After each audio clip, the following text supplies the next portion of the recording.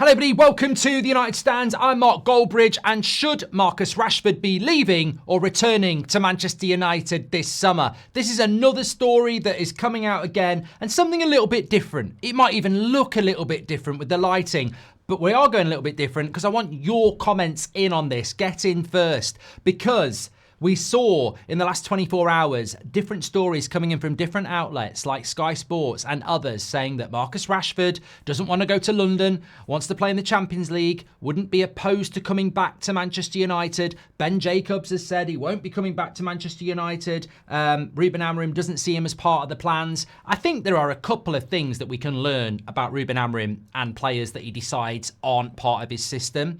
But also, I think there is a bigger question here. Is Ruben Amorim the CEO of Manchester United? Is he the owner? Is he the technical director? Does he hold that power to say, no, Rashford's not coming back, Sancho's not coming back, Antony's not coming back? Should any of those players coming back? Should this be the end of the road for all three? Should some of them come back? Get in your comments. Let us know where you're watching from. You're very welcome. And if you are new, make sure you smash a like and subscribe and get involved with the United Stand. Loads of content. Look, first of all, let me just tell you this story. This came from, I mentioned this on the morning show actually, but I didn't go into this detail.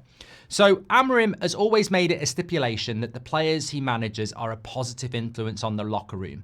An example would be Marcus Acuna at Sporting, who was extremely hot-headed and was immediately sold, even though he was one of the best players.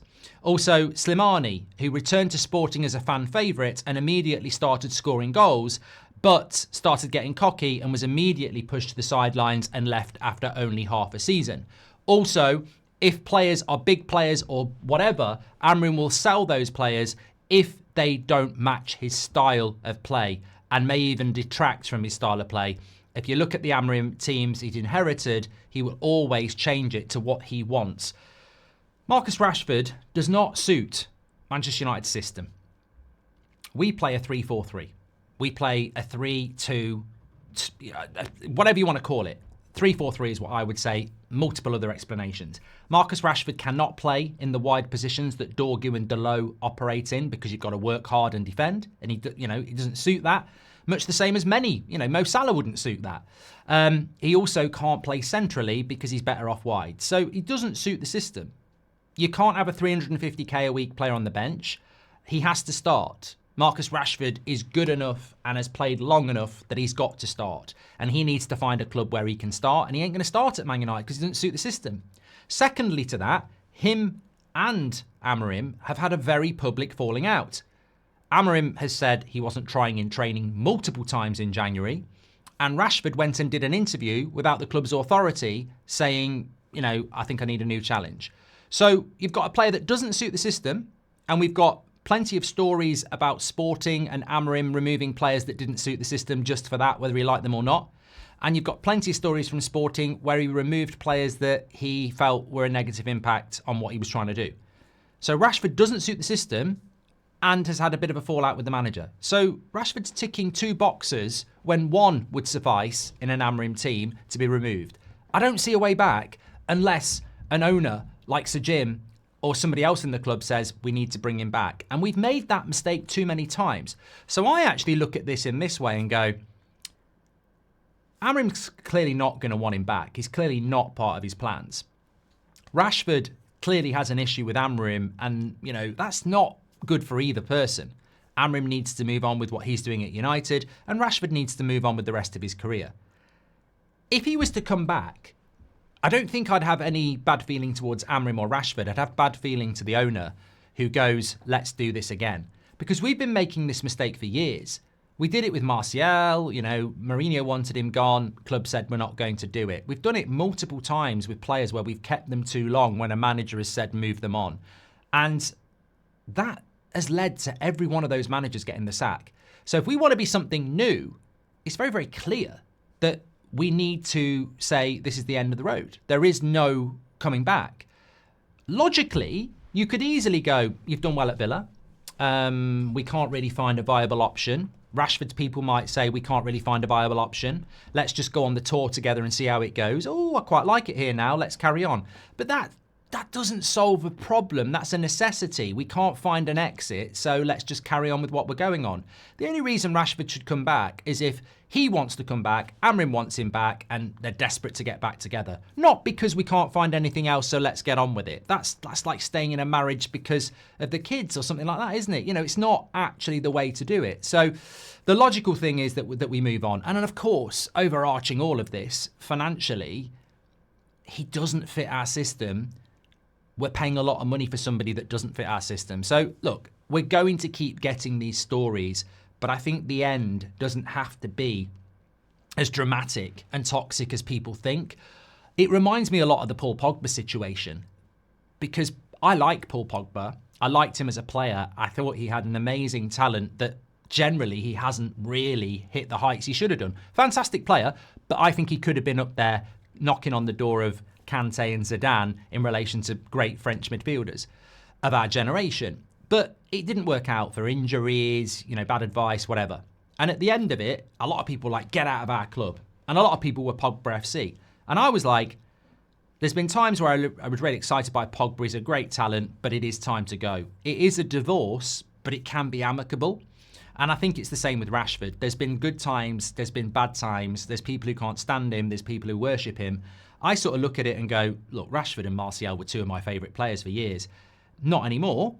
It was time to go for Martial. It's time to go for Rashford. But amicably, let's just split ways, because there's going to be a time in Rashford's future when he retires and maybe he's doing the PR circuit of, pundit, etc., which I'm sure he will do, where you're going to need that United relationship. And I think that we will look back on the good times, and I think it's time to part ways.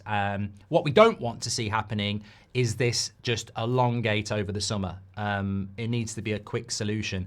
And I think if anybody starts talking about coming back for pre-season training like we did with Sancho, it just ends up being, we're trying to get a team to play a system this summer. We're trying to get players in quick. We're trying to get this system up and running. If you go on pre-season with Rashford or Sancho or Antony, you're just having players there that are sort of not going to be there, and we need that clean break. That's the thing I think the problem will be with Rashford, is I don't think there'll be a rush to do a transfer.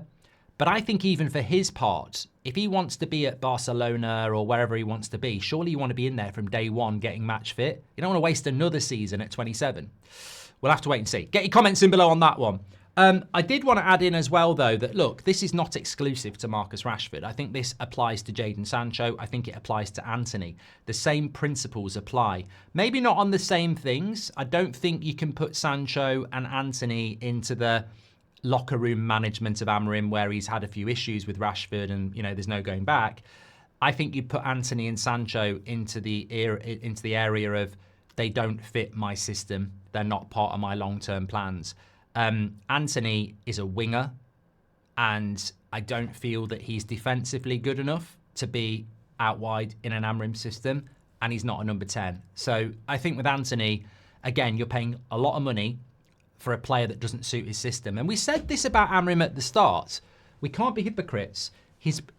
We didn't recruit him. I was very excited that we recruited him, but I was always a little bit like, ooh, this is new. We've always played with a back four and wingers. So we don't do that anymore. We play a 3-4-3, and he will stick with that rigidly. And if you've got a winger on 200 grand a week, no matter how much you like him or how good his potential is, his potential will never be realised in a system that doesn't suit. So Antony needs to be moved on. In relation to Jadon Sancho, people are going to be going, but Mark, he works in this system. If you put him in one of the number 10 positions, Sancho's going to cook. Has he ever cooked in the Premier League? No. So it's a theory that's never been realised in that position. He doesn't play in that position for Chelsea. So he's a winger, really, who could be a number 10 but never has been. Also, Jadon Sancho is very different. He's not fell out with Amarim because there's not been any crossover. Some people think he could play as a number 10, although he's never really done it. It's all speculation. But the most important factor with Jadon Sancho is he's burnt his bridges at Man United previously and probably doesn't want to be here anyway, and may well end up staying at Chelsea. But let's say he comes back to Man United. Let's say Amarim goes, ooh, he's cooking. What you've got to remember about Jadon Sancho is that there is no benefit for Manchester United trying to utilise Sancho, because one, we're going back again. But 2, he's only got 1 year left on his contract. And this is what I mean about not doing your own work and not actually looking at things. If we bring Jadon Sancho back and he does well, you've instantly got to give him a new contract. Because if you don't give him a new contract, he's Trent Alexander-Arnold. He's running it down. He's running it down and he's going for nothing. And we get nothing. So even if Sancho looked really good on pre-season and Amarim goes, I want to give him a chance. Well, you give him a chance and it all falls through and he goes for nothing next summer anyway. Or you give him a chance and he does well and he goes, not sure I want to sign a new contract at this club. I'm off for free in this summer anyway. Or you've got to give him a new contract and then you're back where you were. So I think Sancho's I've left it till last because it's illogical, but I'm just saying, even if he fitted the system and even if Amarim wanted to give it a go, how do you surmount the massive obstacle of final year of contract? You're going to give him a new one? Or you're going to let him go for free in the summer? Get your comments in below. Let me know your thoughts. You're getting this early. It's a late night one, so get in there before everyone wakes up and let me know your comments. Make sure you subscribe to the channel. I'll speak to you on the next one.